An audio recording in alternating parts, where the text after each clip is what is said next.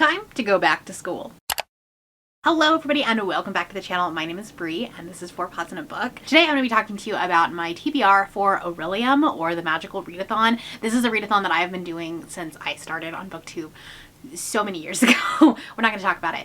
I've been doing this readathon for years and I've loved the iterations that has gone through. I've been doing a lot of team-based competitive readathons recently, and this is a really nice change of pace. It is more of a role-playing D&D style readathon where you will create a character, or I created a character a long time ago, and each year, each time the readathon comes around, you add to it. And so for this one, this is the autumn equinox, and I have 3 classes that I have to complete to add on to my character. So for the past couple of years, I have been working on my character as a StoryWeaver, and these characters are highly mysterious. They work in jobs of security, and they have the ability to alter memories and also create this like hypnotic mind control, which like sounds cool, right? For the autumn equinox, it means I need to get an O in Inscription, meaning I need to read 1 book, a Q in Psionics and divination, meaning I need to read 2 prompts, and a D in lore, meaning that I need to read 3 prompts. 6 total books, shouldn't be too difficult. I was able to pick some of my books from Magical TBR, however not all of them, which is fun. So we're gonna try this. For the first class, I need to get an O, or ordinary, in Inscription, and the class is the Art of Decipher. The prompt is to read a book with all of the letters in your name in the title. This is very easy if I do Bree. Very hard if I do Brianna. But guess what? I found one.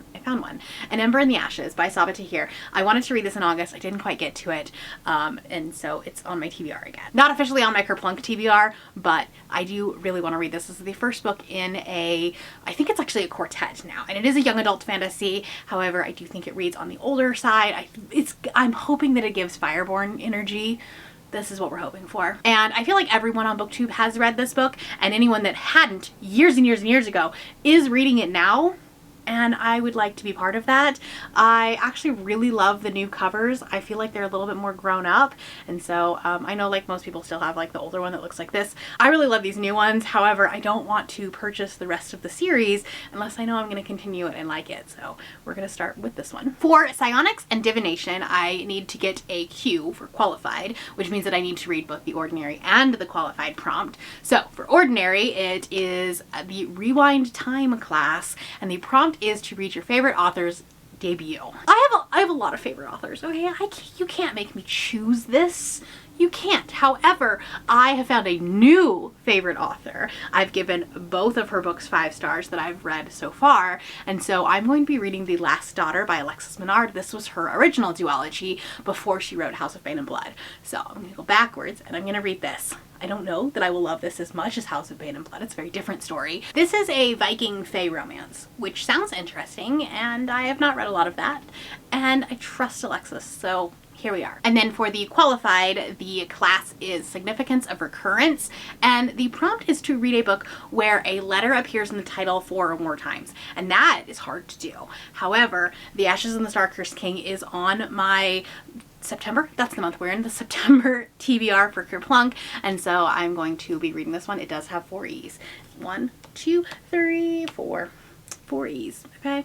This also will work for a buzzword prompt about like reading books with multiple words in the title, which wasn't the original one that I had for it. However, it could work. This is the second book in the Crowns of Nyaxa duology. I want to read this super early because I did just get an arc of the 3rd book, or then like the newest book. It's the new duology. This one, I can't remember what it's called because every time I think about it, I think of the Hunger Games Songbird.